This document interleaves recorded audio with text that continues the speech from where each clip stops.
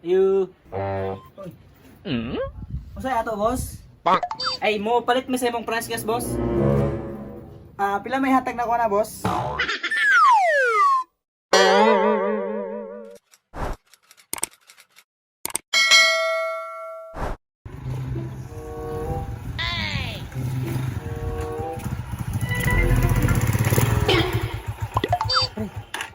Mm? Diri man itong tindahan na tong atong driver ba nga siya ang mubayad sa pasahero. Tara, bayad ako, boss, oh. Di man ito basta-basta. Nagan si tindahan, oh. Gani. Uy, napod siya stock na price gas, oh. Pak. Ay, dili lang tapalit. O, sige, pre.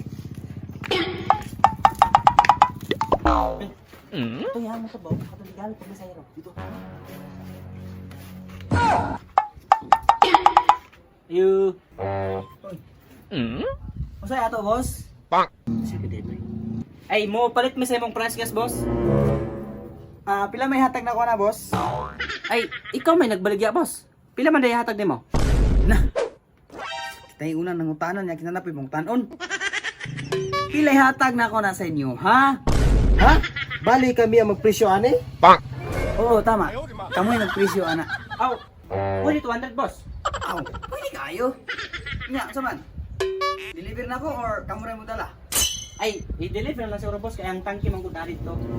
Sunod lang sa mga para makatod ka sa mong balay. Sige, sige. Tapos na ako si Jonah. Sige, boss. Jonathan! Saman, boss. Nai-order nga press gas ba? Atong i-deliver. Tara. Tara, boss. Mm?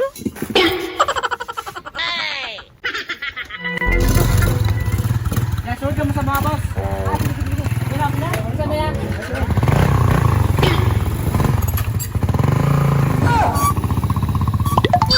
Dali lang, boss.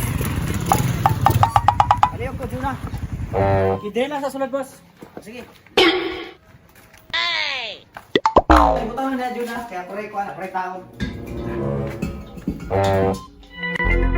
Oh, salpak na. Okay na ni boss. Atong i-testingan be. Daw. Oh. Dara akong bayad, boss. Isulod sa bulsa, isulod.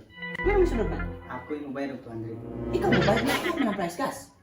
Hindi mo nga ganin nilo, pero ako yung mubayad. Dara ko, 200. 200 isa. Ano na? Bayad mo na? Bayad ako na.